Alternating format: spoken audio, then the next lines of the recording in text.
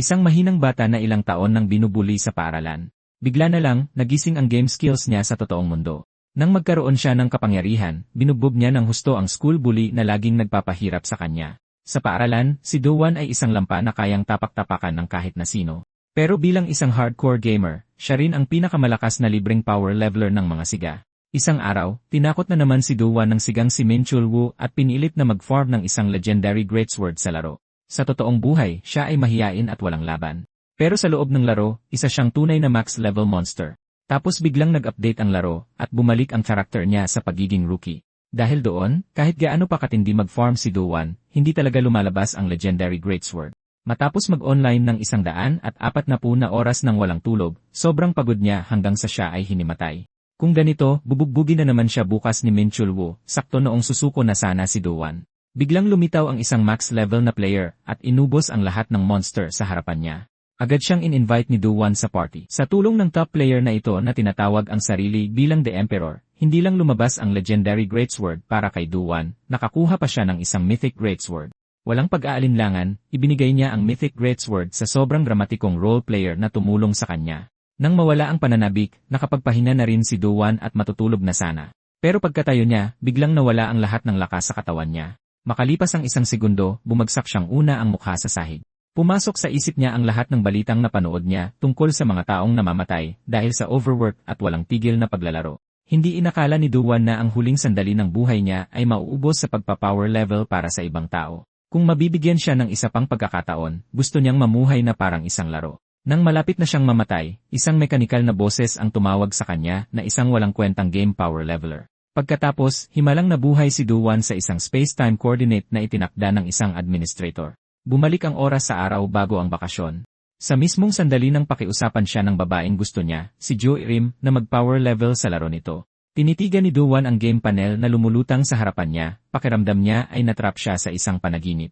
Ipinaliwanag sa quest pop-up na ang titulong useless game power leveler ay nagpapahintulot sa kanya na makakuha ng experience points mula sa bawat laro. At si Do-won, nakilala bilang pinakamalakas na power leveler, ay nakapaglaro na ng napakaraming laro noon. Nang biglang lumapit ang sigang si Min Chul-woo para asarin siya tulad ng dati. Nalito si Do-won. Kung panaginip lang ito, bakit nararamdaman pa rin niya ng malinaw ang sakit? Hindi niya alam kung hanggang kailan balak ng basagulerong si Min Chul-woo na bugbugin siya. Ang pinakamasama rito ay binubugbog siya sa mismong harapan ng babaeng gusto niya. Hindi na ito natiis ni Jo-rim at sinubukang lumapit para pigilan si Min Chul-woo. Pero walang sinasanto ang isang demonyong tulad ni Min Chul-woo kahit pa isang babae. Dahil sa ilang taon ng pambubuli, sobrang natakot si Do-won sa nangyayari kaya't nanginig ang buong katawan niya. Nang sasaktan na sana ni Min Chul-woo si Jo-rim, sa wakas ay nagkaroon ng lakas ng loob si Do-won at sinuntok siya, pero madaling nasalo ni Min Chul-woo ang suntok na yon. Nanlumo si Do-won. Tulad ng inaasahan, walang kayang gawin ang isang talunan na tulad niya. Pero nang sandaling iyon, inanunsyo ng quest pop-up na tapos na ang pagkalkula sa kanyang experience points. Dahil sobrang laki ng nakuha niyang experience, agad na na-upgrade si Do-won mula sa isang useless game power leveler patungo sa isang legendary rank na excellent game power leveler. Kasabay nito, na-unlock din ang kanyang class-exclusive skills. Sa sumunod na segundo, pinakawalan ni Do-won ang skill na Shattering Barrage. Agad na nabugbog ng husto si Min Chul-woo. Kahit mismong si Do-won ay nanigas noong makita niya kung ano ang nangyari. Paano ba naman, ang ataking ginamit niya ay malinaw na isang character skill mula sa laro. Habang gulat na gulat pang nakatayo si Do-won, nakatanggap siya ng email mula sa quest pop-up na nagpapaliwanag na ito ay regalo mula kay The Emperor bilang ganti sa kanyang kabaitan. Ang sobrang dramatikong role-player tone na yon ay agad na nagpaalala kay Do-won sa max level na Chunibyo player mula sa laro. At ang tinatawag nitong kabaitan ay malamang na tumutukoy sa mythic greatsword na ibinigay niya noon. Inanunsyo ng quest pop-up na natalo na ang halimaw na si Min Chul-woo at binigyan siya nito ng 200 experience points. Agad na napuno ang muntik ng mapunong experience bar ni Do-won. Inanunsyo ng quest pop-up na nag-change class siya bilang isang final level sealed game power leveler. Dumiretso sa maximum values ang lahat ng stats ni Do-won. Minsan na siyang humiling na mamuhay na parang isang laro, pero hindi niya inakala na simula sa araw na ito, magagamit niya ang mga skill mula sa lahat ng larong nalaro na niya. Pagtingin sa kanyang maxed out na stats, inakala ni Do-won na narating na niya ang tugatog ng kanyang buhay. Pero sa sumunod na sandali, inactivate ng quest pop-up ang effect ng sealed game power leveler. Bawat kapangyarihan na kakuha pa lang ni Do-won ay agad na na-seal. Matapos gumana ang seal, bumagsak pabalik ang stats niya kung saan ito nagsimula. Pakiramdam ni Do-won ay ginawa siyang tanga, kaya agad siyang nagalit. Tapos inanunsyo ng pop-up na nakumpleto na ang quest at binigyan siya ng reward na isang golden key. Pero kahit anong tingin ni Dowan, isa lang itong ordinaryong susi. Kahit ang paraan ng paggamit nito ay walang ipinagkaiba sa isang normal na susi. Gayunpaman, ang mas mahalaga kay Dowan ngayon ay ang tunay na pagkakakilanlan ng administrator na nagbigay sa kanya ng kapangyarihang ito. Base sa email na yon, malamang na ang administrator ay ang parehong Chunibyo na nakilala niya sa laro. Gustong umuwi ni Dowan, mag-login sa laro, at direktang i-message ang taong iyon. Pero biglang naglabas ng isang dangerous invitation quest ang quest pop-up.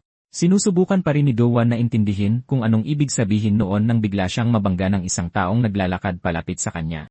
Ang nabangga niya ay tulad rin ni Dowan, isang outcast na madalas binubuli sa paaralan. Nang makitang umaagos ang dugo sa ilong nito, agad na kumuha ng tissue si Dowan pero tinanggihan nito ang tulong niya. Nang makarating si Dowan sa banyo, nakita niya ang isa pang siga, si Shin Jae-min. Akala niya, nandito rin si Shin Jae-min para pilitin siyang mag-power level sa isang laro. Pero ang totoo, nakita ni Shin Jae-min na binugbog ni Dowan si Min Chul-woo kanina. Inisip niya na sinasadya lang ni Dowan na itago ang tunay nitong lakas. Kaya niyaya niya itong uminom ngayong gabi kasama ang ilang babae mula sa isang all-girls school. Agad na naalala ni Dowan ang quest na kapapop up lang. Basta't makumpleto niya ang mga quest, lalo siyang lalakas mula sa mga reward, parang isang game character. Ito na ang pagkakataon niya para tuluyang makawala sa pagiging talunan. Pero nang maalala niya na ang quest ay may label na dangerous invitation, pinili ni Dowan ang mas ligtas na desisyon at tinanggihan si Shin Jae-min. Alam na alam niyang walang magandang maidudulot ang pagsama sa mga bully. Pero binalaan siya ng quest pop-up na ang pagtanggi sa quest ay nangangahulugang tatanggapin niya ang isang parusa. Sinisimulan na ang intense pain penalty. Biglang may mga kislap na sumambulat mula sa pantalon na kakahubad lang ni Dowan. Sa kanyang pagkahilo, pakiramdam niya ay 10,000 yak ang diretsong sumusugod sa kanya. Nanigas sa kinatatayuan niya ang estudyante na kapapasok lang ng banyo dahil nakadapa si Dowan sa sahig mula sa matinding sakit sa ibabang bahagi ng katawan at tatagal daw ito ng isang buong oras. Kung ganito, baka mamatay si Dowan dahil sa labis na pagpapahirap at sakit. Nang sandaling iyon, muling nagtanong ang quest pop-up kung gusto bang tanggapin ng player ang quest dahil hindi na niya matiis ang pagdurusa. Sa wakas ay tinanggap ito ni Dowan. Pumunta siya tulad ng hinihingi sa kanya, pero sobra pa rin ang kaba niya, lalo na nang makita ang kakaibang ngiti sa mukha ni Shin Jae-min. Muling nakaramdam ng pag-aalinlangan si Dowan. Sakto namang dumating ang mga babae mula sa girls' school para sa meetup. Nang makita niya ang isa sa kanila, napatulala at sumunod na lang si Dowan papasok sa private room kasama ang lahat. Ang totoo, mas formal ang buong setup kaysa sa inaasahan niya. Ang kuya ng kaibigan ni Shin Jae-min ay nagtatrabaho roon, kaya madalas silang pumunta. Nakakagulat na mabait ang kuya na yon kay Dowan. Maayos din naman ang ambience sa loob ng private room. Muntik nang isipin ni Dowan na baka hindi naman ganoon kasama si Shin Jae-min. Pero biglang sinabi ni Shin Jae-min na dumating na rin ang kanilang wallet. Binayaran ni Yoo Jae-han, isa sa mga estudyanteng binubuli ni Shin Jae-min, ang 2 oras na bayad sa kwarto tulad ng isang human wallet. Nakilala rin sa wakas ni Dowan na siya ang taong nakabangga niya sa paaralan kanina. Pero mukhang inis si Shin Jae-min dahil 2 oras lang ang binayaran ni Yoo Jae-han. Sabi niya ay ipagbubuhos niya ng inumin si Yoo Jae-han, pero sinadya niyang itagilid ang kanyang kamay at ibinuhos ang alak sa pantalon nito. Sa wakas ay napagtanto na ni Dowan ang nangyayari. Isang tunay na basagulerong tarantado si Shin Jae-min. Noon, hindi ang pagbangga ni Dowan ang dahilan kung bakit dumugo ang ilong ni Yoo Jae-han. Nangyari na yon dahil binugbog siya ni Shin Jae-min sa loob ng banyo. Sa kaloob-looban niya, ayaw na ayaw ni Dowan na makisangkot sa isang basurang tulad nito. Kalaunan, hinikayat ng isang babae si Shin Jae-min na kumanta, at walang hiya niyang inutusan si Yoo Jae-han na mag-backup dancer para sa kanya. Kahit ang mga babae ay mukhang hindi komportable rito. Pero gustong-gusto ni Shin Jae-min ang pakiramdam ng nag-uutos sa iba. Hindi maiwasan ni Yoo Jae-han na sulyapan siya. Dahil napahiya, agad na binabaan ni Shin Jae-min ang boses niya at nagsimulang murahin siya. Naipit sa sitwasyon, pinagpapawisan na ng malamig si Dowan. Sa huli, tinanggap pa rin ni Yoo Jae-han ang kalokohang utos na yon. Hindi na kayang manood, gumawa ng palusot si Dowan na pupunta sa banyo at umalis sa pribadong silid. Alam na alam niya kung bakit masyadong palakaibigan si Shin Jae-min sa kanya. Dahil lang iyon inakala ni Shin Jae-min na isa siyang halimaw na nagtatago ng totoong lakas. Ang problema, selyado na ang kapangyarihan ni Dowan. Kung hindi dahil sa sumpa ng parusa sa misyon, hindi siya kailanman pupunta rito. Kaya kailangan niya ng tumakas bago pa lumala ang lahat dahil ang mahinang si Dowan ngayon ay walang kakayahang iligtas ang kahit sino. Pero nang maisip niya si Yoo Jae-han na binubuli at ginagawang alkansya, nakaramdam si Dowan ng pamilyar at masakit na kawalan ng pag-asa sa kanyang dibdib. Sa huli, bumalik pa rin siya sa pribadong silid. Nang oras na yon, pumunta na sa banyo ang mga babae para mag-ayos ng makeup. Malamig na tinanong ni Dowan kung nasaan na ang pantalon ni Yoo Jae-han. Ngumisi si Shin Jae-min at sinabing hinubad lang niya ang maruming pantalon ni Yoo Jae-han para labhan ito. Kabadong-kabado si Do-won. Pero para mabawi ang pantalon, wala siyang magawa kundi pilitin ang sarili na maging matapang, nagpapanggap na talagang itinago niya ang kanyang lakas. Saka biglang may lumitaw na malaking lalaki sa likuran ni Do-won. Agad siyang ipinakilala ni Shin Jae-min sa isang mapagpanggap na tono, sinasabing ito ang kaibigan niyang si Yok Man-chon. Kahit anong tingin ni Do-won sa kanya, ang duguan na si Yok Man-chon ay hindi mukhang estudyante. Ang matrap ay hindi magandang opsyon. Ang tanging magagawa lang ni Do-won ay bawiin ang mikropono kay Shin Jae-min. Pero nang oras ding iyon, naglabas ng bagong misyon ang quest pop-up. Nang makita ni Do-won kung ano ito, nanigas siya dahil inutusan talaga siya ng misyon na pukpukin sa ulo si Shin Jae-min gamit ang mikropono sa loob ng 30 minuto. Tungkol naman sa dugo ni Yok Man-chon, tumalsik ito sa kanya habang may binubugbog siyang ilang lalaki. Paparating dito, na may mayabang na tingin, inutusan niya si Yoo Jae-han na maging upuan niya. Wala nang ideya si Do-won kung paano umabot sa ganito kalala ang sitwasyon. Narinig ni Yok Man-chon na isang maliit na lalaking tulad niya ang bumugbog kay Min Chul-woo. Kahit siya ay nagtaka rin dito. Kung maglalakas loob si Do-won na pukpukin si Shin Jae-min sa ulo ngayon, malamang ay patayin siya sa bugbog ni Yok Man-chon sa susunod na segundo. Pero kapag nabigo ang misyon, mamamatay siya sa pagtapak ng mga kawan ng mga yak na yon. Kung magagamit pa niya ang kanyang mga kasanayan sa laro, baka nagkaroon pa si Do-won ng lakas ng loob na lumaban. Pero sa kasalukuyang panel ng kasanayan niya, selyado pa rin ang Shattering Barrage. Kaya naipit siya sa isang napakahirap na sitwasyon. Pakiramdam ni Do-won ay ganap ng walang pag-asa ang buhay niya. At saka si Shin Jae-min, na masayang umiinom, ay naghanda na sa wakas para ibunyag ang totoong dahilan kung bakit niya inimbita si Do-won ngayong gabi. Gusto niyang makipagsabuatan sa kanya si Do-won at sabay nilang sakupin ang distrito ng Gwanwal. Sa paningin niya, ang pagkakatalo ni Do-won kay Min Chul-woo ay nagpatunay na sa lakas nito. Hanggat sila ang nagiging tagapamahala ng distrito ng Gwanwal, makukuha nila ang kahit anong gusto nila. At sa wakas, makakapagpalit na si Do-won ng pwesto sa lahat ng taong dating ng bully sa kanya. Sinabihan siya ni Shin Jae-min na pag-isipan itong mabuti, saka nauna ng pumunta sa banyo. Siyempre, gusto rin ni Do-won na takasan ang buhay bilang isang talunan, pero tahimik siyang nilapitan ni Yoo Jae-han at inilabas ang susing na pulot niya. Nalaglag pala ni Do-won ang susi noong magkabanggaan sila kanina. Mabait siyang binalaan ni Yoo Jae-han na huwag makisali sa mga taong tulad ni Shin Jae-min.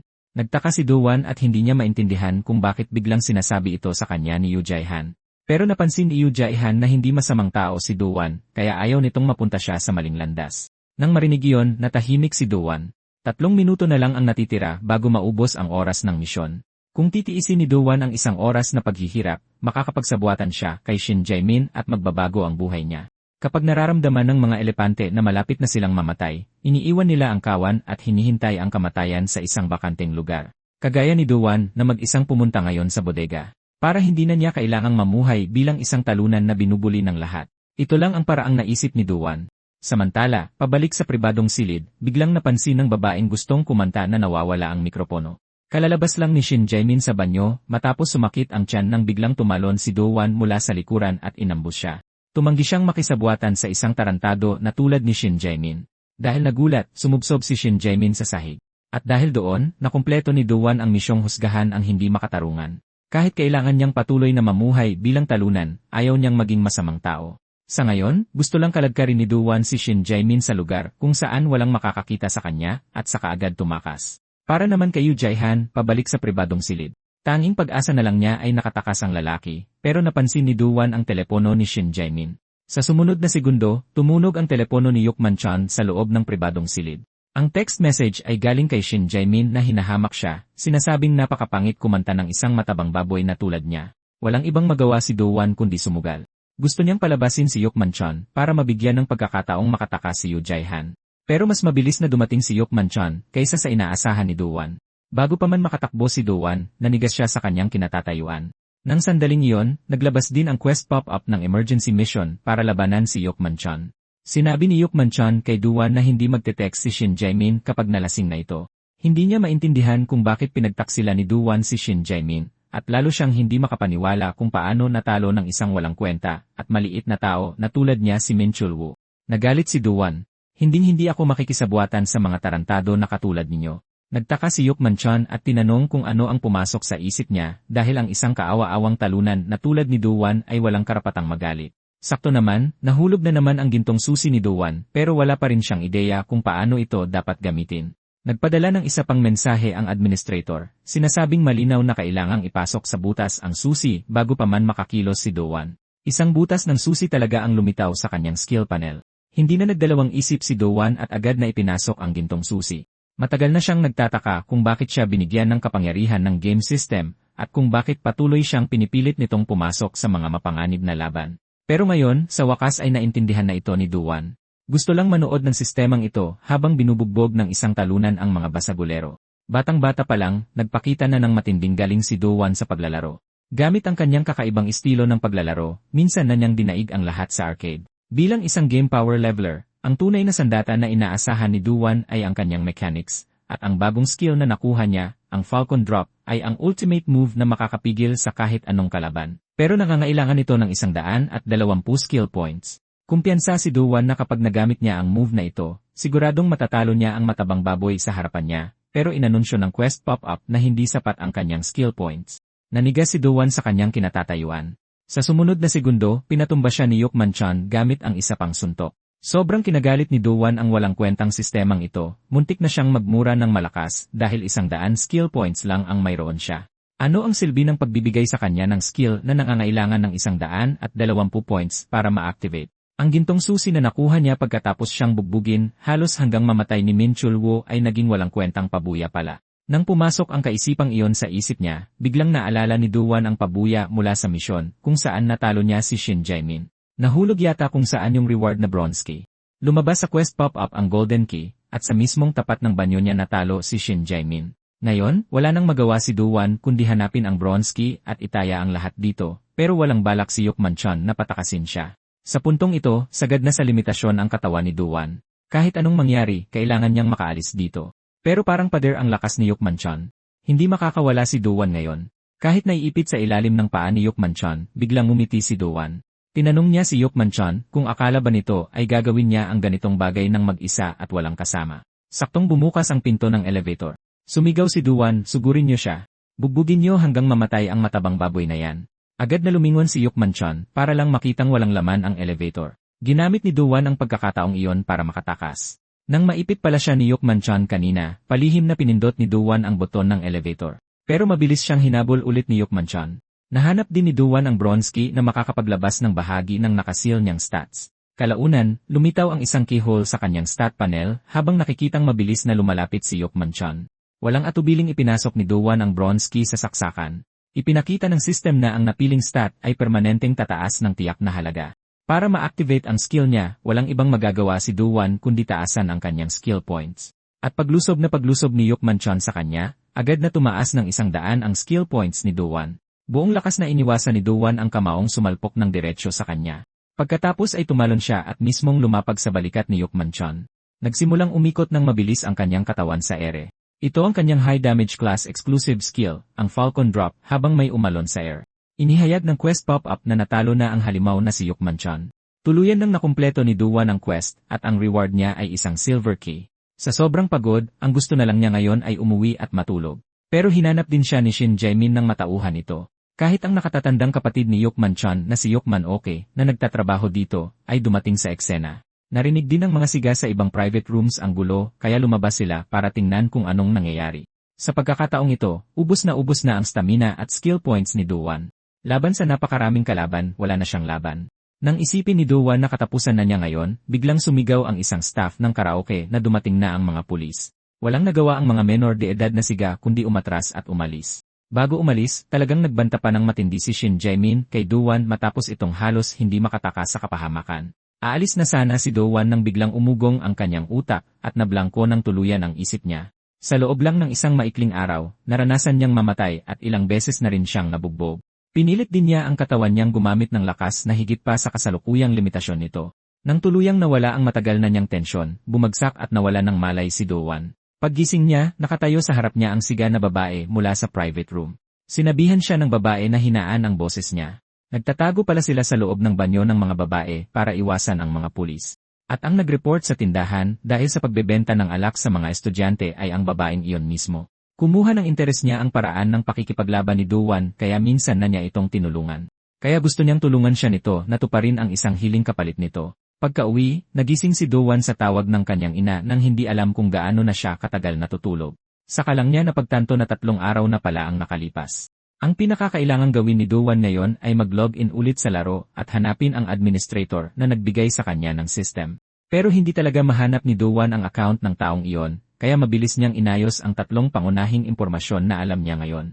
Una, gumagana ang system na ito na parang sa role-playing game bilang isang game character. Nakikita ni Do-won ang kanyang stats at level, at kaya pa niyang gumamit ng skills. Pangalawa, tinawag na mga halimaw ng system ang mga siga. Kapag natatalo ang mga lalaking iyon, naglalaglag sila ng reward case.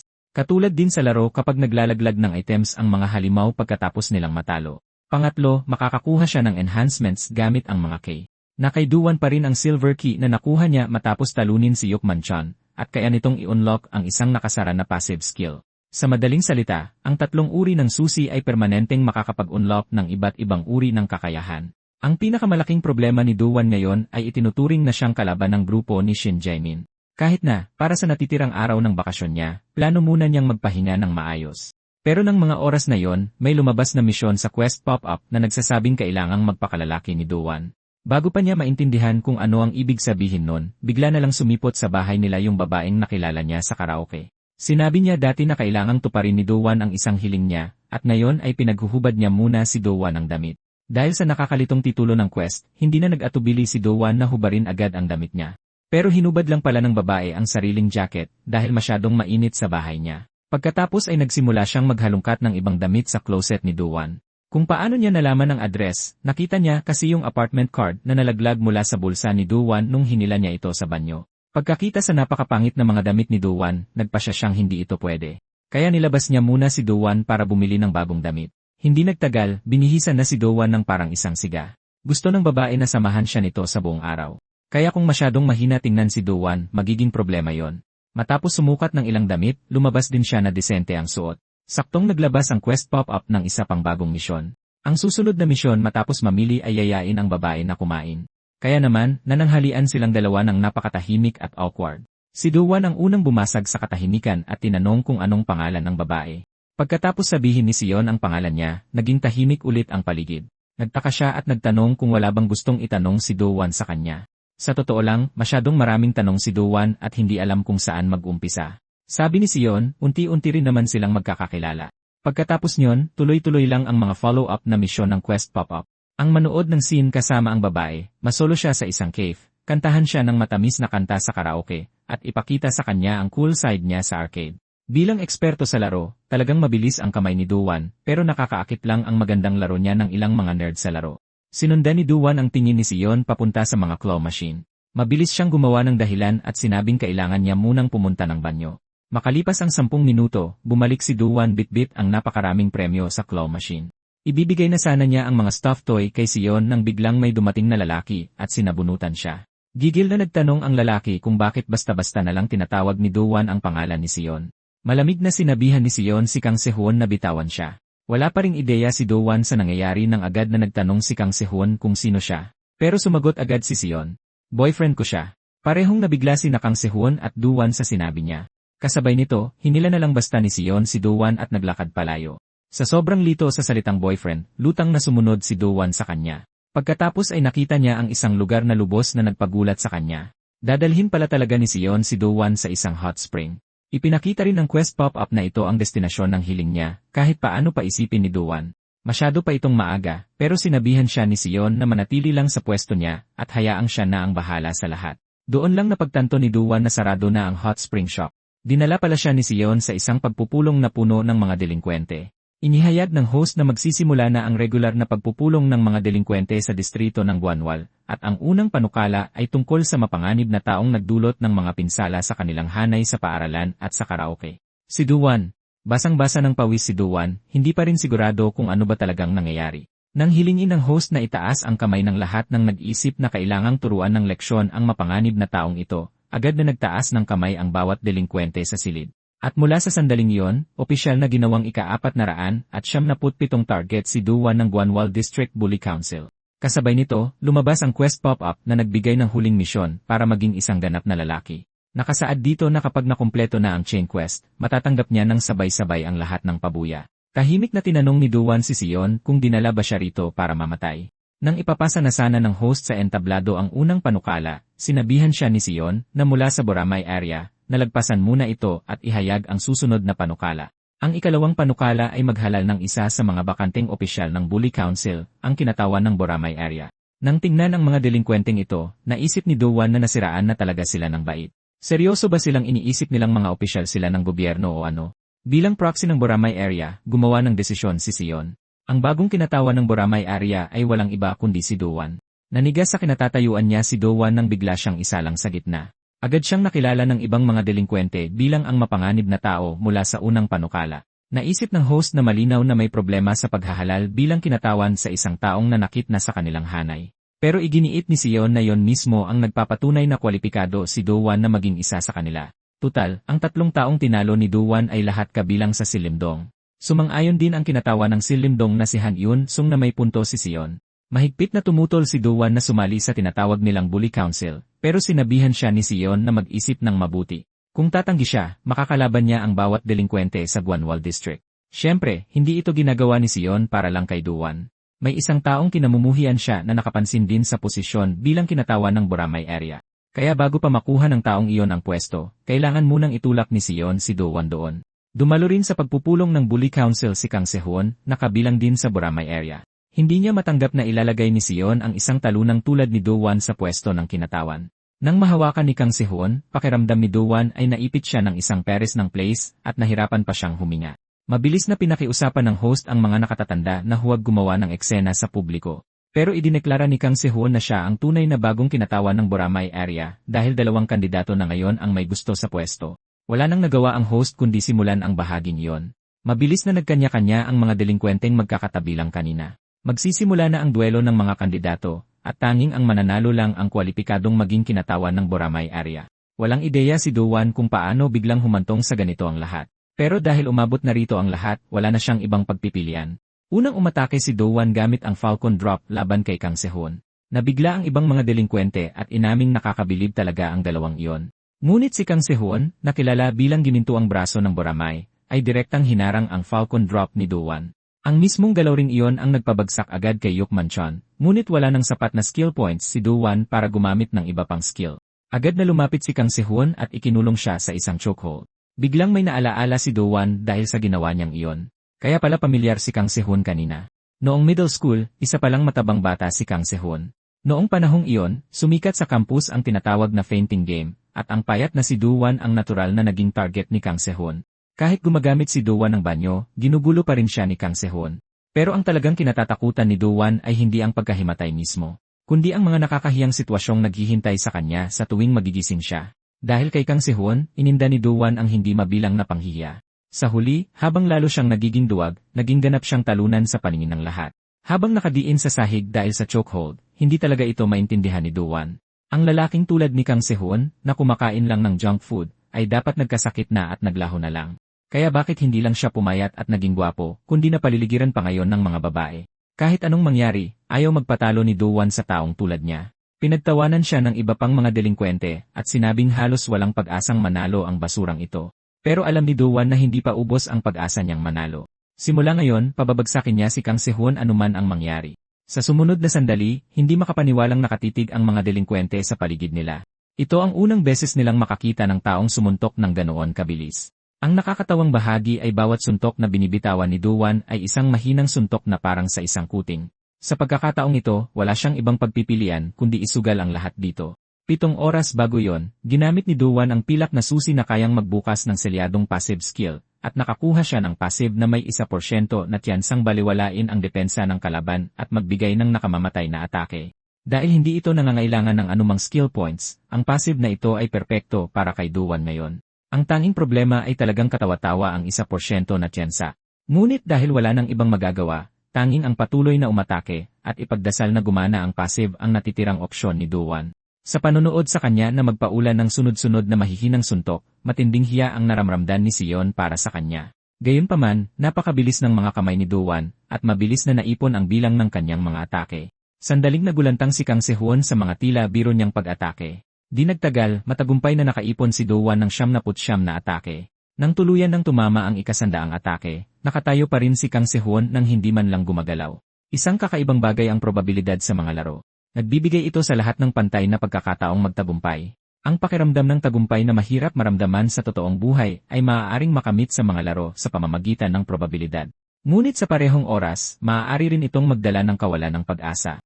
Kahit na 1% lang ang tiyansang gumana ito, maaari itong matrigger sa pinakaunang subok. Siyempre, maaari rin itong hindi gumana kahit na matapos ang 1,000 pagtatangka. Purong swerte lang ang bagong passive skill ni Duwan. At si Kang Sehun, upang mawala ang 200 pounds na taba, ay hinubog ang kanyang mga kalamnan, litid, at buto sa sukdulan nito araw-araw. Ang mas nakapagpagalit kay Duwan ay hindi na siya makilala ni Kang Sehun na araw-araw siyang binubuli noon. Sumabog ang galit sa kanyang loob nang mapagtanto niya ito. Kailangang mabuhay kasama ang sakit habang buhay ng mga biktima ng pang-aabuso ng mga tarantadong ito. Pero ang mga may gawa nito ay nakakalimutan ang lahat na parang walang nangyari. Gayunpaman, hindi pa rin maalala ni Kang Sehun kung sino si Duwan, at ang lakas niya ay lampas-lampasan sa kasalukuyang antas ni Duwan. Tinanong pa ni Kang Sehun si Duwan ng isang nakakainsultong tanong. Naaalala mo ba ang bawat laruang nilaro mo noong bata ka pa? Alam na ni Han Yun-sung na halos tapos na ang laban. Tutal, nawalan na ng ganang lumaban ang isang panig. Mukhang gago si Duwan na umaasa pa rin sa 1% na himala. Simula pa lang, wala na siyang anumang pag-asang manalo laban sa halimaw na tulad nito. Pero kung susuko siya ngayon, paparusahan siya ng ibang mga delinkwente. Iaanunsyo na sana ni Han Yun-sung ang pagtatapos ng laban, ngunit dahil tumatangging sumuko. Tumayo ulit si Duwan.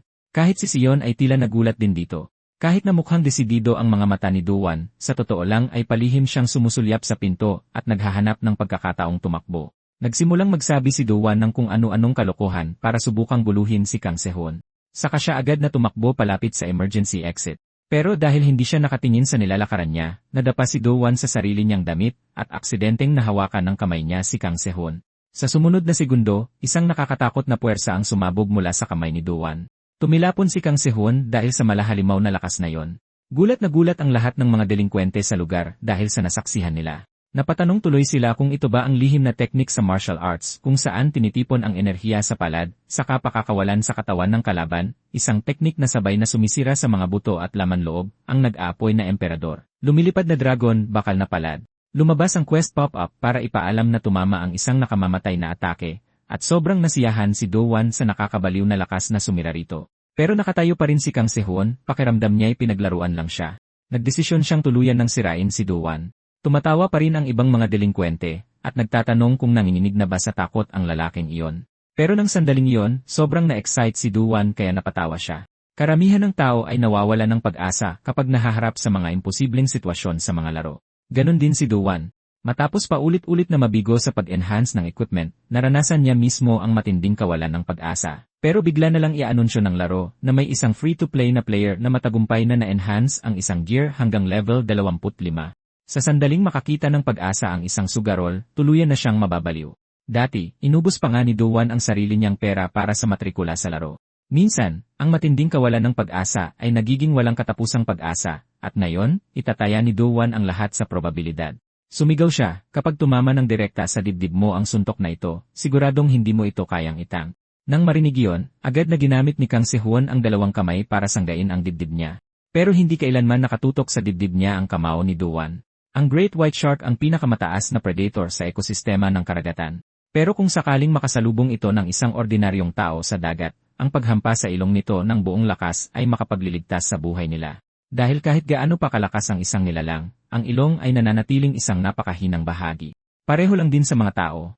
Kahit isang mahinang suntok sa ilong ay pwedeng magdulot ng malubhang pinsala. Nilinlang ni Duwan si Kang Sehun, kaya naiwang walang depensa ang ilong nito. Dahil malubha na ang mga sugat, tinanggap ni Kang Sehun ang atake, at agad na bumulwak ang dugo mula sa ilong niya. Walang balak si Duwan na kaawaan ang walang hiyang bully na ito. Gusto rin niyang iparanas kay Kang Sehun kung paano masakal hanggang sa mawala ng malay. Kinilabutan ang lahat ng delinkwente roon dahil sa brutal na eksena. Binitawan lang ni Duwan si Kang Sehun matapos itong tuluyang mawalan ng malay. Hindi niya inakalang magagawa niya talaga yon. Pero noong sandaling iyon, ang projector na nasira habang nag-aaway sila ay biglang naglabas ng mga kislap. Tapos isang malakas na pagsabog ang tumabon sa sigaw ng tagumpay ni Duwan. Sumigaw sa gulat ang mga delinkwente, at nagtaka kung bakit may battle victory effect pa ang lalaking ito. Nang matauhan sila, nagmamadali silang tumungo sa emergency exit. Natangay palabas si Duwan kasama ng marami. Saka may isang delinkwente na nakapansin na may ilang tao pa ang hindi nakakababa. Tumingin-tingin si Do-won sa paligid at nanigas nang hindi niya makita si Sion kahit saan. Pagkabalik sa sarili, agad siyang lumingon at nagmamadaling bumalik sa taas. Kahit ngayon lang nalaman ni Do-won ang pangalan ni Sion. Maliwanag na sinabi ni Sion na buong araw siyang sasama sa kanya. Pabiglang binuksan ng nag-aalalang si Do-won ang pinto ng meeting room, pero nalaman niyang napatay na ng host ang pinagmulan ng apoy. Dahil sa sunog, kinailangang ipagpaliban muna ang meeting ng Bully Council. Sinabihan ng host si Do-won, ang bagong kinatawan ng Boramay area, na ipapaalam na lang nila sa kanya kung kailan ang susunod na meeting. Hindi inasahan ni Do-won na bigla na lang siyang magiging kinatawan ng Bully Council ng ganoon kabilis. Pero dahil sa pwestong iyon, naiwasan din niya ang parusa mula sa council. Matapos ihatid si Sion pauwi, oras na para umalis ni Do-won. Bago umalis, ibinigay niya kay Sion ang nag-iisang laruan na naiwan sa bulsa niya, isang stuffed toy na isda. Dahil doon sa arcade, nakatitig lang si Sion sa claw machine na may stuffed toy na isda sa loob. Pero sa totoo lang, mali ang akala ni Do-won. Hindi naman talaga sa stuffed toy nakatitig si Sion. Nakatitig siya sa wanted poster na nakadikit sa gilid nito. Gayunpaman, nagpasalamat pa rin siya kay Do-won dahil tumakbo ito pabalik sa taas para iligtas siya. Pagkaalis ni Sion, naglabas ng notification ang quest pop-up. Natapos na rin sa wakas ni Do-won ang chain quest at sabay-sabay nang kakalkulahin ang mga pabuya para sa lahat ng 8 misyon. Pagkakita sa mga pabuya, gulat na gulat si Do-won sa mismong kinatatayuan niya. Hindi nagtagal, nagsimula na ang bagong semestre ng ikalawang taon niya sa high school. Pagpasok ni Do-won sa class 3, may nakita siyang isang tao na medyo pamilyar sa kanya. Pagkakita sa pangalang Han Yun-sung, saka lang naalala ni Do-won na partikular siyang inutusan ni Sion na tandaan ito. Kinatawan ng si Lim-dong, si Han Yun-sung. Siya ang pinakamapanganib na bully sa buong Gwanwal District. Sinabihan ni Han Yun-sung si Do-won na ngayon ay isa ring kinatawan ng Bully Council na hindi niya kailangang matakot ng sobra. Pero ngayon, gusto niyang ayusin ang issue kay Do-won dahil binugbog nito ang 3 sa kanyang mga tauhan. Mabilis na sinabi ni Do-won na dahil pareho silang miyembro ng Bully Council, hindi dapat nag-aaway ang magkakampi. Pero ayon sa mga patakaran ng Bully Council, pinapayagan ang mga hidwaan sa pagitan ng mga miyembro. Sa mundo ng mga school bullies, ang pagdedesisyon ng ranggo gamit ang lakas ay sobrang mahalaga. Dahil naglakas loob si Do-won na saktan ang mga tao mula sa si Lim-dong, kailangan niyang pagbayaran iyon habang nakapikit siya at handang tanggapin ang atake. Biglang sinabi ni Han Yun-sung na wala siyang pakialam sa mga yon. Kaya sasang-ayon na lang siya sa mga sinabi ni Do-won at napilitang ituring silang magkakampi. Sinabihan ni Han Yun-sung si Do-won na huwag mag-alala dahil sasabihan niya ang mga miyembro ng si Lim-dong na huwag siyang gagalawin. Nagtataka si Do-won doon. Hindi naman estudyante sa klase na ito si Han Yun-sung, kaya bakit niya siya hinintay rito? Pero ang mas mahalaga sa kanya, wala na ang pumipilit sa kanya na mag-power level ng mga laro. Ang pinaka-nakapagtataka ay kung gaano kapapayapa ang loob ng silid-aralan. Pagkatapos ng lahat, sa Korea, kapag nagsisimula ang bagong semestre, kadalasang nagtitipon-tipon ang mga class bullies at pinahihirapan ang mga pinakamasunuring estudyante. Sa realidad, ang mga eksenang ganoon ay patuloy pa ring nangyayari sa lahat ng oras. Pati ang mga delinkwente sa parehong klase ay mag-aaway-away rin para sa kapangyarihan at katayuan. Ang matatalo ay magiging utusan ng mananalo. Hinahayaan na lang si Do-won dahil sa titulo niya bilang kinatawan ng Bully Council. Ang ganitong uri ng paaralan ay lubusang sumusunod sa likas na batas ng survival of the fittest. Pagpunta ni Do-won sa banyo, nasalubong niya ulit si Shin Jae-min at naalala ang pagbabanta nito doon sa karaoke. Hindi maiwasan ni Do-won na kabahan, pero binati lang siya ni Shin Jae-min sa mapagpuring tono dahil naging kinatawan siya ng Boramay area. Nakiusap pa siya kay Do-won na sabihan siya ng maganda sa harap ni Han Yun-sung kung magkakaroon man ito ng pagkakataon. Pagkatapos, tinignan ni Shin Jae-min ang kanyang walang lamang pulso na parang tumitingin sa relo at sinabing kailangan pa niyang gawin ang takdang aralin niya. Dahil sa kakaibang pag-arte na yon, napaisip tuloy si Do-won kung nabugbog ba niya si Shin Jae-min para maging ganyan katanga. Ang biglaang pagtigil ng pambubuli sa kanya ay nagbigay kay Do-won ng kakaibang pakiramdam ng saya. Ito ang ordinaryong buhay estudyante na matagal na niyang pinapangarap. Mukhang sinabihan niya talaga ni Han Yun-sung ang mga miyembro ng si Lim-dong na huwag gagalawin si Do-won. Nagsimulang alalahanin ni Do-won ang lahat ng mga nangyari kamakailan. Noong una, akala niya ay gusto lang ng system na labanan niya ang mga school bullies, pero kalaunan, ginawa siyang opisyal ng Bully Council. Lalo tuloy hindi maintindihan ni Do-won ang tunay na layunin ng system. Dahilan kaya talaga ito sa naawa sa kanya. Bigla na lang lumapit si Jo Rim na may dalang gift box at tinanong si Do-won kung gusto nitong kumain. Nakaraan kasi, pinakiusapan niya itong mag-power level ng laro niya at hindi pa nakapagpasalamat ng maayos. Ang pagtanggap ng regalo ay agad na nagpasaya kay Do-won. Pero sa loob ng gift box ay may isang buhay na pugita na gumagalaw-galaw pa. Kasi naman, matapos makita kung gaano kalala ang mga sugat ni Do-won noong araw na yon, narinig ni Jo-rim na nakakatulong ang buhay na pugita para manumbalik ang lakas. Kaya dinalhan niya siya nito. Sinabihan niya si Do-won na lunukin ito habang sariwa at buhay pa dahil iyon ang pinakamabisang paraan. Pero eksakto namang biglang sumulpot ang isang lalaking may pulang buhok, ibinagsak ang cellphone niya sa harap ni Do-won at inutusan siyang mag-power level ng isang laro. Matapos sabihin iyon, naglakad na siya paalis nang hindi man lang lumingon. Samantala, sa loob ng dark room ng paaralan na ginagamit para mag-develop ng mga litrato, hindi inasahan ni Kim Gi-jin mula sa silimdong na makikipagkampihan si Han Yun-sung sa ibang tao. Kinausap at sadyang pinagbantaan ni Han Yun-sung si Do-won ng masinsinan kanina, pero ni hindi man lang nagpakita ng anumang tindig sa pag-atake o pagdepensa si Do-won. Sa halip, lalo lamang siyang naging duwag at umatras. Alam ni Kim Gi-jin na ang ganoong reaksyon ay maaaring dahil sa takot o isa itong patibong para pakampantehin ang kalaban. Ang pinakapinagtataka maging ni Han Yun-sung ay halatang nanginginig sa takot ang buong katawan ni Do-won, ngunit ang mga mata nito'y matalim na nakatitig sa isang bagay. Naramdaman na ni Han Yun-sung noong meeting pa lang na mayroong talagang espesyal na kakayahan si Do-won. Kung hindi dahil doon, hindi niya sana pipiliing makipagtulungan sa kanya. Sinabihan ni Han Yun-sung si Kim Gi-jin na harapin mismo ang taong iyon para mas maintindihan niya. Sa loob ng Class 3, punong-puno na talaga si Do-won. Ayaw na niyang may manggulo pa sa kanyang tahimik na buhay sa eskwelahan. At si Kim Gi-jin, na nasa loob din ng silid, ay may napagtanto mula kay Han Yun-sung ng oras na yon. Ang baliw na si So Seung-woo ay nasa Class 3 rin, kaya paniguradong magsisimula na ang totoong gulo. Sa loob ng klase, prangkang sinabihan ni Do-won si So Seung-woo na siya na lang ang maglaro. Ang kanyang kumpiyansa ay nagmula sa sinabi ni Han at Son kanina. Hindi siya pwedeng galawin ng mga taga-silimdong. Ang problema, taga-Pengsyendong si So Seung-woo. Matalim niyang tinignan ang lalaking gumambala sa kanyang pagtulog. Agad na naglaho ang pilit na tapang ni Do-won. Pero kinuha ni So Seung-woo ang telepono at laking gulat niya nang humingi pa ito ng tawad sa kanya. Nalaman lang pala ni So Seung-woo mula sa iba na pwede niyang hingin ang tulong ni Do-won sa paglalaro. Wala siyang ideya na ganoon pala katindi ang inis ni Do-won dito. Sa pag-akalang nagmukha siyang astig sa harap ni Jo-rim, palihim na natuwa si Do-won sa sarili. Pero nang lumingon siya, hinila na pala si Jo-rim ng iba nilang kaklase para kumain. Eksakto namang nag-anunsyo sa broadcast ng eskwelahan na pwede nang mananghalian ang mga second year. Akmang susundan na sana ni Do-won si Jo-rim para sabayan itong kumain nang biglang may mahigpit na humawak sa kamay niya. Sinabihan siya ng taong pitakan na si Yoo Jae-han na maghintay sandali. Kasabay nito, dumaan si So Seung-woo sa gilid ni Do-won at naglakad papunta sa cafeteria. Mabilis na nagsitabi ang lahat ng estudyanteng madadaanan niya. Pero bago pa man makapasok si Seo Seung-woo sa cafeteria, isang third year na estudyante ang humarang sa pinto para sumingit sa pila ng mga second year. Tumayo siya sa may pintuan at tinawag ang ibang estudyante na bilisan ang paglapit. Agad na nagdilim ang mukha ni So Seung-woo. Pagbalik sa Class 3, binalaan ni Yoo Ji-han si Do-won na muntik nang mauwi sa masama ang nangyari kanina. Dahil ginugol ni Do-won ang unang taon niya sa pagpapalevel sa mga laro, wala siyang kaide-ideya kung paano tumatakbo ang sistema sa eskwelahan. Pinaliwanag ni Yoo Jae-han na iba si So Seung-woo sa mga ordinaryong siga sa campus. Wala siyang pakialam sa mga ranggo, at kahit na palagi siyang pinupukaw, madalas ay hinahayaan niya lang ito. Karamihan ng oras ay nananahimik lang siya sa isang tabi.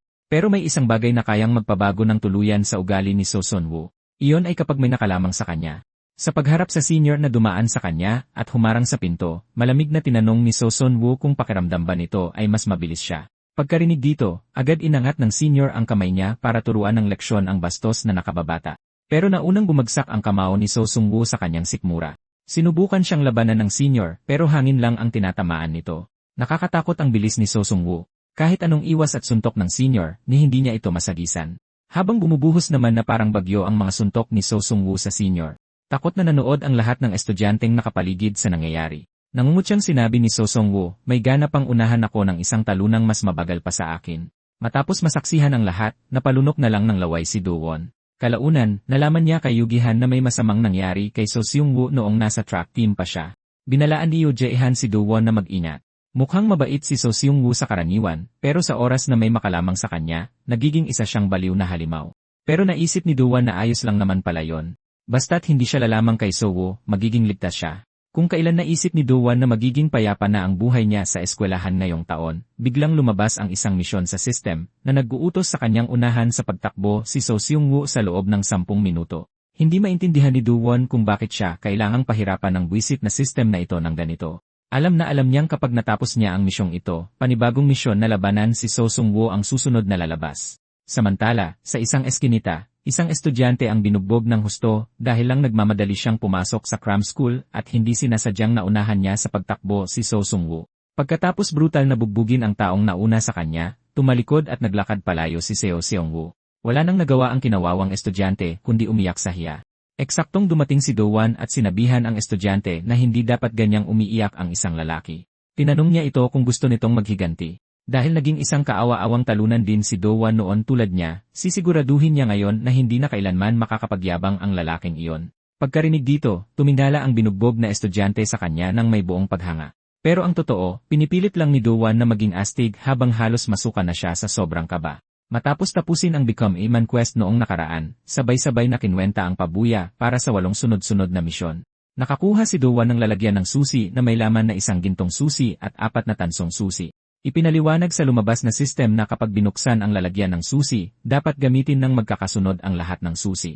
Kung titigil siya pagkatapos gamitin ang unang susi, maglalaho ang lahat ng susing hindi nagamit. Naalala ni Do-won na pwedeng direktang pumili at magbukas ng stats gamit ang tansong susi. Sa madaling salita, pwede niyang palakasin ang tamang stat na bumabagay sa kalaban na kailangan niyang harapin. Dahil doon, pinigilan ni Do-won ang sarili na gamitin agad ang gintong susi. Pagkatapos maging matagumpay sa pagpapanggap na astig, mabilis siyang tumakbo palabas ng eskinita. Wala na siyang sapat na oras. Kailangan ni Do-won na makahanap ng bakanting lugar at gamitin ang mga susi sa lalong madaling panahon. Ang gintong susi ay nagbuka sa isang skill na tinatawag na Wake Point Thrust, na kumukonsumo ng 20 skill points.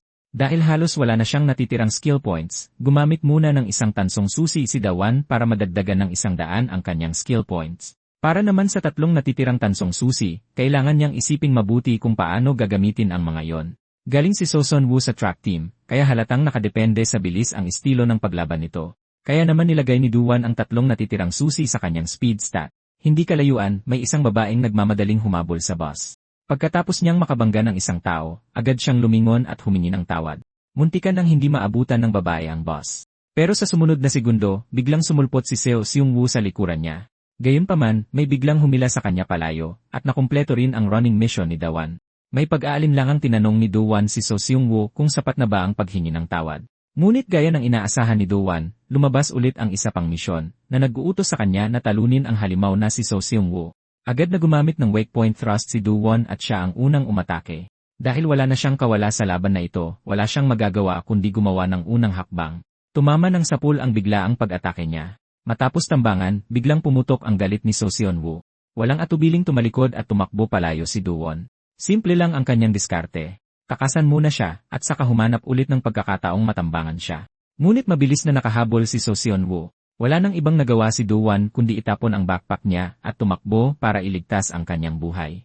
Hindi masyadong kumakain ng maraming skill points ang Wake Point Thrust, pero parang hindi rin ganoon kalakas ang puwersa nito. Kaya gamit ang malakidlat niyang mga kamay, mabilis na nagpakawala si Do-won ng 3 magkakasunod na Wake Point Thrust para mas lumaki ang pinsala. Sa nakikita niya, halatang mas mabilis ang bilis ng pag-atake niya. Hindi naman pala kasing nakakatakot ng inakala ni Do-won si So Sung-woo. Pero maya-maya, bumagsak ng mabigat ang backpack ni So Sung-woo sa lapag. Sa susunod na segundo, sumugod siya sa mismong harapan ni Do-won taglay ang nakakakilabot na bilis. Kusang umatake si Do-won, pero madali itong naiwasan ni So Seung-woo. Nakakatakot din ang bilis ng pag-atake niya. Malinaw na naramdaman ni Do-won na mas bumilis pa si So Seung-woo kaysa kanina. Yun pala, puno ng mga pabigat sa training ang backpack niya. Inutusan ni So Seung-woo si Do-won na ulitin ang sinabi nito. Tinatanong kung sino ang mas mabilis. Napilitang aminin ni Do-won na sadyang napakabilis ni So Seung-woo. Kahit gamitin pa ni Do-won ang Falcon Drop, baka maiwasan pa rin ito ni So Seung-woo. At dahil wala talagang karanasan sa pakikipaglaban si Do-won, wala siyang ideya kung paano harapin ang ganitong kabilis na kalaban. Sinabihan ni So Seung-woo si Do-won na pumili. Gusto ba niyang maging gulay? O gusto ba niyang maparalisa ang ibabang bahagi ng katawan niya? Pero walang nagustuhan si Do-won sa dalawang opsyon. Inactivate niya ulit ang Wake Point Thrust ng 3 beses na sunod-sunod, kaya kampante si So Seung-woo na hindi obra sa kanya ang ganitong atake. Pero sa sumunod na sandali, tumama ang suntok ni Do-won, at hindi man lang mabilis ang suntok na pinakawalan niya. Mabagal at tamad ang naging pag-amba nito, at kahit mismong si Do-won ay hindi inasahang gagana ito. Sa mga fighting games, isa sa mga pinakapangunahing skill para manalo ay ang pagbabago ng ritmo, paghahalo ng mababagal na atake sa mabibilis na pattern, pagtatago ng mabibigat na tira sa mga madadaling atake, at paggamit ng mga amba para lituhin ang pagpapasya ng kalaban. Hindi inasahan ni Do-won na nakakaintindi lang ng pakikipaglaban mula sa mga laro, na ubra rin sa totoong buhay ang ganitong lohika. Nang i-unlock niya ang kanyang stats kanina, na-realize na niya na walang pag-asang manalo gamit ang bilis lang. Kaya ang tinaasan niya ay hindi ang agility, kundi ang attack power. Ngayon kahit walang armas, nakakagawa na ng matinding pinsala ang mga atake ni Dowan. Simula ngayon, ituturing na niya ang laban na ito bilang isang laro. At bilang isang eksperto sa paglalaro, hindi kailanman natatalo si Dowan sa mga laro. Naiintindihan ni Dowan na sa mga laro, ang unang dapat gawin ay aralin ang attack pattern ng kalaban. At ngayon, halos kuha na niya ito. Matapos iwasan ang isang atake, agad nagaganti si So Seung-woo ng isang mabilis na suntok. Kaya ginawa lang ni Dowan ang lahat para dumepensa at maghanap ng pagkakataong makaganti. Pero sa sumunod na sandali, tumilapon siya dahil sa isang sipa. Malamig na sinabi ni So Seung-woo, hindi mo ako matatalo. Saka lang napagtanto ni Dowan na si So Seung-woo, na galing sa track team, ay mas magaling talagang umatake gamit ang kanyang mga binti. Mabuti na lang, sinalag ni Dowan ang sipang iyon gamit ang matigas niyang noo. Naiintindihan niya na kung gusto niya, kahit maliit na tsansang makaligtas, kailangan niya itong tapusin agad. Nang umatake siya, sinadya niyang magmukhang umaamba siya ng walang direksyon. Tapos bigla siyang lumipat sa isang harapang atake, sinusubukang gumawa ng sorpresang tira. Pero nasalo ni So Seung-woo ang suntok na pinakawalan ni Dowan. Walang ideya si So Seung-woo kung ano ang sinusubukang gawin ni Dowan. Ang ganoon kahalatang amba ay hindi na makakalinlang ng kahit sino sa pangalawang pagkakataon. Matapos matamaan sa baba, hindi na sumunod ang katawan ni Dowan sa kanya. Habang dahan-dahang lumalapit si So Seung-woo, nag-isip ng mabilis si Dowan. Halos ubos na ang stamina at skill points niya. Sapat na lang ang natitirang skill points niya para sa 2 beses pang paggamit ng wake point thrust. Nang sandaling iyon, biglang nakaisip ng paraan si Dowan at ginamit ang wake point thrust sa bukong-bukong ni So Seung-woo. Talagang gumana ang atake. Hindi tulad ng Falcon Drop na malinaw na ginagamitan ng sipa sa kalaban, walang sinabing partikular na bahagi ng katawan ang dapat gamitin sa wake point thrust. Pangalan lang na wake point thrust ang nag-udyok kay Dowan na isiping gamitin lang ang kanyang mga daliri. Pero sa totoo lang, hindi lang sa mga daliri limitado ang paggamit ng skill na ito. Ngayon, may isa na lang huling pagkakataon si Dowan para gamitin ang wake point thrust. Para manalo, kailangan muna niyang harangan ang paningin ni So Seung-woo, pero agad na nakawala ito. Tumilapon ulit si Dowan dahil sa sipa. Dumampot ng laryo mula sa lupa si So Seung-woo, at nagsimulang lumitaw ang isang malupit na kislap sa kanyang mga mata. Bata pa lang siya, napilitan na siyang makuha ang unang pwesto sa pamamagitan ng bilis. Pero sa 100-meter dash, laging nauwi sa ikalawang pwesto si So Seung-woo. Tuwing nabibigo siyang makuha ang unang pwesto, bubugbugin siya ng kanyang ama buong gabi. Ang kanyang ama ay dati ring magaling at may potensyal na track athlete, pero ang isang biglaang aksidente sa kalsada ang nag-iwan ng permanenteng pinsala sa kanyang binti. Pagkatapos noon, inilagay na ng kanyang ama ang lahat ng pag-asa kay So Seung-woo upang hindi siya mabigo. Araw-araw nagte-training si So Seung-woo hanggang sa sumuka siya. Pero gaano man siya magpakahirap, nananatili siyang nasa ikalawang pwesto. Ang unang pwesto ay palaging napakalayo para sa kanya. Ang nakaraan ng kanyang ama ay nagtanim ng isang nakakatakot na ideya sa isip ni So Seung-woo. Kung sisirain niya ang lahat ng mas mabilis kaysa sa kanya, sapat na yon. Pagkatapos ay magiging pinakamabilis na si So Seung-woo at sa wakas ay makukuha na ang unang pwesto. Kinalaunan, matapos bugbugin ang first place runner hanggang sa maging gulay ito, pinaalis siya sa track team at tuluyan na siyang tinalikuran ng kanyang ama. Pero dahil bata pa si So Seung-woo, wala siyang natanggap na totoong parusa para rito. Nagsimula pa nga siyang mag-isip kung anong mangyayari kung gagawin niya ito ulit. Pero nang sandaling iyon, biglang may gumalaw-galaw sa ibabaw ng ulo ni So Seung-woo.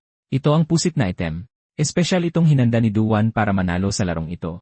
Noong hinawakan niya si So Seung-woo sa bus stop, naipasok na niya ang pusit sa kanyang hoodie. Pero mukhang hindi man lang naapektuhan si So Seung-woo, iniisip na isa lang itong walang kwentang maliit na trick. Sa sumunod na sandali, isang hindi kilalang likido ang tumulo mula sa kanyang ulo. Habang natatakpan ang mga mata niya, nagulat si So Seung-woo at nagtanong kung ano ba ang bagay na ito. Siyempre, ito ang tinta na iniluwa ng pusit ng magulat ito. Ngayon, may isang huling tsansa na lang si Dowan para gamitin ang wake point thrust, kaya kailangan niyang tiyakin na magdudulot ng matinding pinsala ang tirang ito. Una, pinalo ni Dowan palayo ang mga kamay ni So Seung-woo habang sinusubukan nitong kusutin ang kanyang mga mata. Tapos pinagsama niya ang wake point thrust sa isang headbutt at idiniretso ang paghampas nito sa baba ni So Seung-woo. Sa pagkakataong ito, sa wakas ay bumagsak din si So Seung-woo. Matapos makumpleto ang misyon, nakatanggap si Dowan ng isang bungkos ng mga susi. Akmang pupulutin na sana niya ang mga ito. Nang biglang umugong ang kanyang utak at dumaan ang matinding sakit sa kanyang ulo, lumalabas na halos ubos na ang stamina ni Dowan at unti-unti pa itong bumababa. Bigla niyang naalala ang nangyari sa karaoke. Noon, nahimatay siya dahil naging zero ang kanyang stamina. Pero kung hihimatayin siya rito at unang magising si So Seung-woo, siguradong tapos na siya.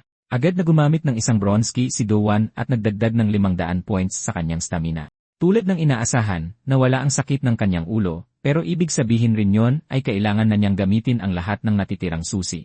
Sa pagkakataong ito, sa wakas ay na-unlock ng golden key ang nakasarang shattering barrage skill ni Do-won. Ang problema, nangangailangan ng 200 skill points para magamit ang skill ng isang beses. Kaya ginamit ni Do-won ang kanyang huling bronze key para taasan ulit ang kanyang skill points. Nanalo siya sa laban na ito, salamat sa pusit na yon. Plano ni Do-won na iwi ito, alagaan, at pangalan ng Noo-Noo. Pero doon niya napansin na tinatangay na si Noo-Noo sa bibig ng isang pusa. Agad hinabol ni Do-won ang maliit na pusa na laging kumakain ng kung ano-anong bagay. Pero sa huli, namatay pa rin ng may kabayanihan si Noo-Noo. Nadurog ang puso ni Do-won na hindi niya naprotektahan si Noo-Noo. Saktong tumawag ang kanyang ina at tinanong kung kumusta ang unang araw niya sa bagong semestre. Walang sinabi si Do-won sa kanya tungkol sa mga pakikipaglaban. Nasa ibang bansa pa rin ang kanyang ina para sa isang business trip at pinaalalahanan siya nito na sa susunod na linggo na ang anibersaryo ng kamatayan ng kanyang ama. Dahil wala siyang oras, hiniling niya kay Do-won bilang anak nito na bisitahin ang kanyang ama. Nakatitig si Do-won sa litrato ng pamilya, malalim ang iniisip. Sa hindi malamang dahilan, biglang gusto talaga niyang kumain ng maanghang na stir-fried na pusit ngayon. Samantala, nabalitaan ng Vice Representative ng Bongsyondong na si Jae-baek Chang na binugbog si So Seung-woo ng representative ng Boramay area. Ibig sabihin ay napahiya ang Bongsyondong sa Boramay area. Kapag nalaman ito ng representative nila, siguradong malalagot silang lahat. Pinakaayaw ni Jae-baek Chang ang mga walang kwentang nagmamarunong, kaya nagpasya siyang harapin ng sarilinan ang gulo na ito. Inutusan niya si Il-seok na dalhin ang lalaking nagngangalang Do-won. Kinabukasan, si So Seung-woo na hindi kailanman lumiban sa klase ay hindi pumasok. Inisip ni Do-won na sa wakas ay mararanasan na niya ang isang normal na buhay eskwela kahit panandalian lang. Ngunit may isang kaklaseng nagmamadaling lumapit at sinabing may mga kakaibang lalaking naghahanap sa kanya. Bago pa man ito matapos magsalita, dumating si Il-seok sa silid-aralan kasama ang isang grupo ng mga siga. Ang estudyanteng naghatid ng mensahe ay binugbog nila ng malala at sinabi ni Il-seok sa mababang boses. Kinagagalak kitang makilala, Senior Do-won. Pagkarinig ni Do-won sa salitang senior, alam na niyang galing ang mga taong ito sa Bully Council. Sinabihan siya ni Il-seok na sumama sa kanila papuntang Bongsyondong. Sinasabi ng instincts ni Do-won na hinubog ng 18 taon bilang isang talunan na kapag sumama siya sa kanila, tapos na ang maliligayang araw niya.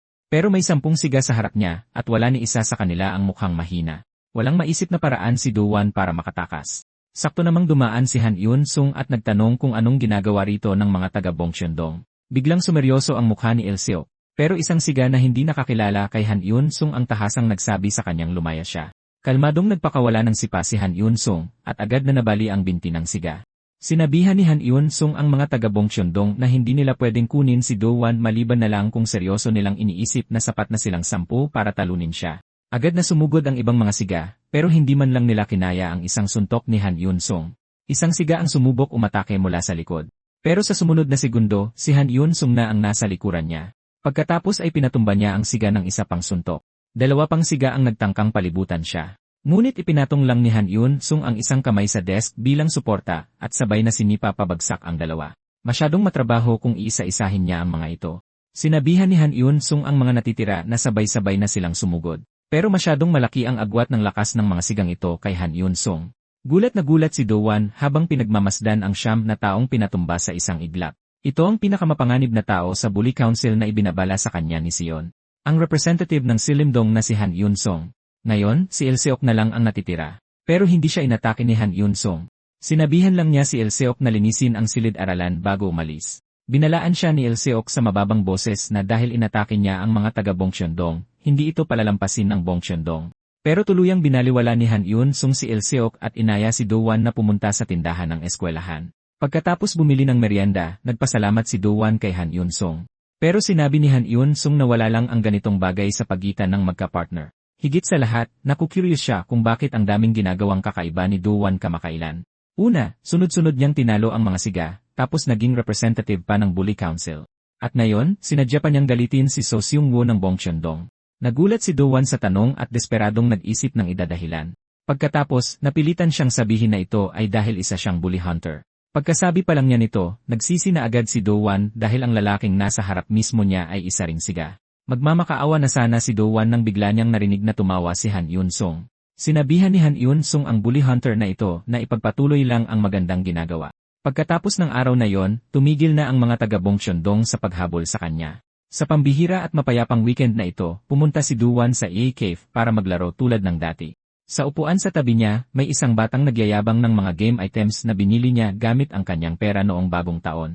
Madalas ding gawin ito ni Duwan noon, at doon niya natutunan ang isang katotohanan, mas mahalaga ang gumastos ng pera kaysa mag-grind. Hindi nagtagal, sabay na pumunta sa banyo ang dalawang bata.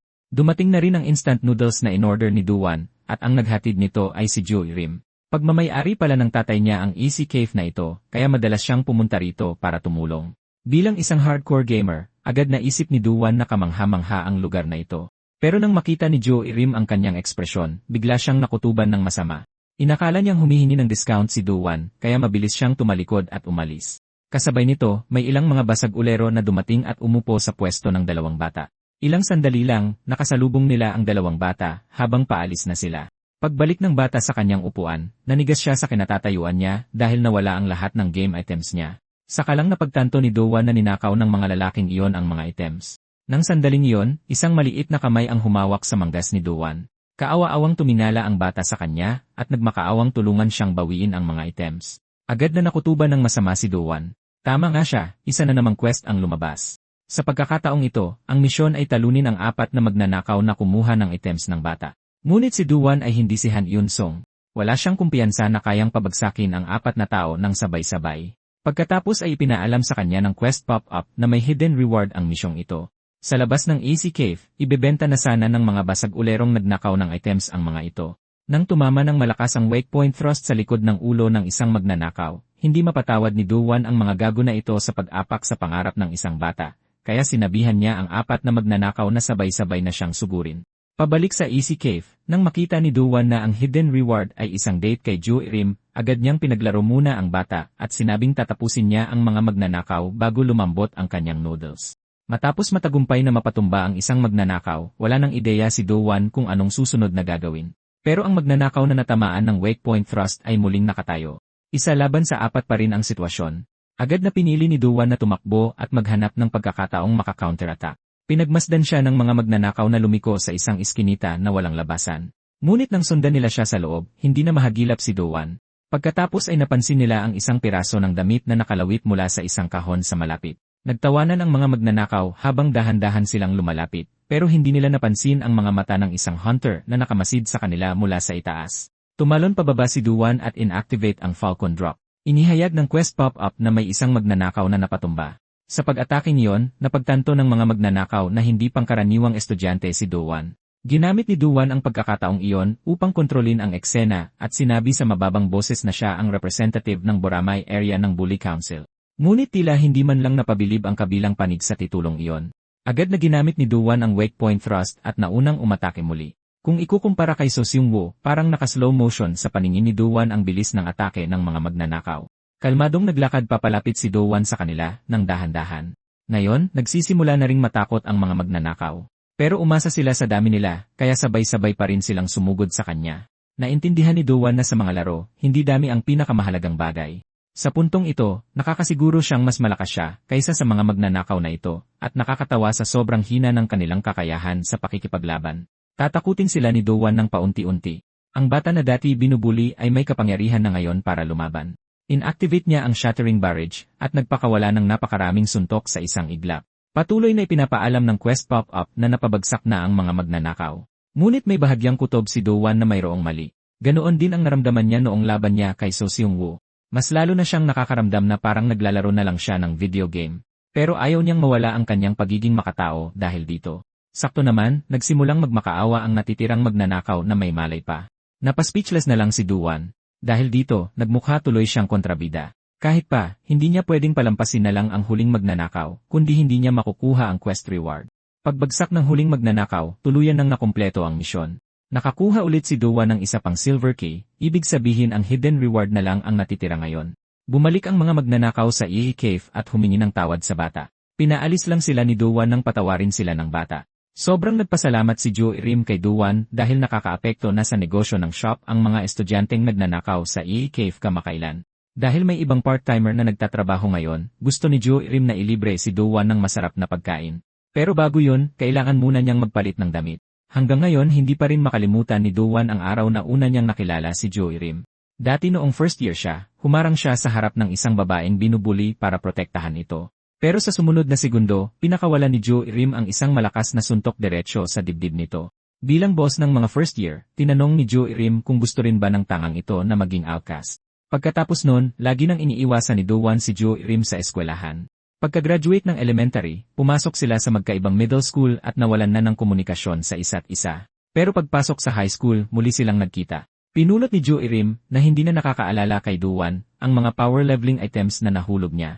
Nang makitang may dalang napakaraming kakaibang gamit si Dowan, naisip niya na medyo nakakaintriga ito, at ang mga salitang yun ay tumama sa dibdib ni Dowan na parang panibagong suntok. Pagbalik sa East Cave, nagpalit muna ng damit si Joey Rim. Sinamantala ni Dowan ang pagkakataon para pumunta sa isang sulok at gamitin ang Silver Key. Ngayon, nakakuha siya ng passive skill na nagbibigay kakayahan sa kanya na mamaster ang paggamit ng sandata. Pero gagana lang ang skill laban sa mga kalabang may dalang sandata. Gulat na gulat si Dowan. Kung hahampasin niya ng sandata ang mga tao, hindi ba attempted murder na yon? Pero nang pag-isipan niya ulit, kung may dala ring sandata ang kalaban, makoconsider itong self-defense. Saktong tapos nang magpalit si Joey Rim at naghanda na siyang dalhin si Dowan para kumain ng masarap. Pero ang masarap pala na yun ay mint chocolate duck. Hindi inaasahan ni Dowan na magiging ganito kasumpa-sumpa ang pagkain nila. Kahit pa, nang makita ang inaasahang tingin sa mga mata ni Joey Rim, napilitan na lang si Dowan na lamunin ang isinumpang pagkain. Nagsinungaling pa siya at pinuri ito, sinabing sobrang sarap daw talaga ng mint chocolate duck. Sa pagbabalik tanaw, ito na ang pangalawang date ni Dowan kasama ang isang babae. Kahit pinilit lang ng quest yung nauna, may biglang napagtanto si Dowan. Bakit nga ba date ang reward in the first place? Maingat niyang tinanong si Joey Rim kung dadalhin ba siya nito sa isang kakaibang lugar. Hindi inaasahan, sinabi ni Joey Rim na may gusto talaga siyang puntahan kasama siya. Hindi nagtagal, naramdaman ni Dowan na umaalab na parang lava ang katawan niya dahil sa nag-init na competitive spirit sa loob niya. Dinala pala talaga ni Joey Rim si Dowan para maglaro ng Jenga. Matagal na niyang gustong makapaglaro nito kasama si Dowan, ang kinikilala bilang hari ng mga laro. Pero kahit sa larong pinakamagaling si Joey Rim, natalo pa rin siya ni Dowan sa huli. Sumunod naman ang lie detector game. Pagkatapos mag-warm up sa mga simpleng tanong, tinanong ni Dowan si Joey Rim kung may boyfriend na ba siya. Sumagot si Joey Rim at nagpakita talaga sa lie detector na totoo ito. Natigilan si Dowan, hindi niya talaga maintindihan kung bakit pagde-date-in siya ng system sa isang babaeng may boyfriend na. Pero biglang nagreklamo si Joey Rim na peke talaga ang lie detector dahil sinadya niyang magsinungaling at hindi man lang ito nahuli ng makina. Pagkatapos nun, lumipat na silang dalawa sa iba pang mga laro. Hindi kalayuan, dinala ng mga magnanakaw mula kaninang umaga ang big brother nila para maghiganti. Nakita ng isa sa kanila ang lalaking bumugbog sa kanya na kasama ang part-timer na babae mula sa EE Cave at nang makita na ganun binugbog ang pinakamamahal niyang junior. Nagdesisyon ang big brother na basagin ang mukha ng lalaking yun ngayong araw. Samantala, kalalabas lang ni Dowan sa game room kasama si Joey Rim. Pakiramdam niya ang ganda ng aura sa pagitan nila at tila naging mas malapit pa ang ugnayan nilang dalawa. Tapos gusto subukan ni Joey Rim ang nakakanostalgia na nail hammering game. Ang mananalo ay makakapag-uwi ng cute na plush toy. Ilang beses sinubukan ni Joey Rim pero hindi siya nakatama kahit isa. Pero alam ni Dowan ang diskarte sa mga nail hammering games na ito. Ang kailangan lang niyang gawin ay tuwirin ang braso, i-aim ng maayos ang martilyo, gamitin ang balikat bilang axis, at ihampas ito ng diretsyo pababa. Plano ni Dowan na ipanalo ang plush toy para kay Joey Rim at dalhin ang matamis nilang date sa perpektong rurok nito. Pero sakto namang natigilan siya sa nag-pop up na bagong quest dahil inuutusan si Dowan ng misyon na pukpukin ng buong lakas si Joey Rim sa bunbunan sa loob ng 5 minuto, at ang reward ay isang dungeon map. Mukhang naguguluhan si Joey Rim at tinanong kung bakit biglang napatigil si Dowan.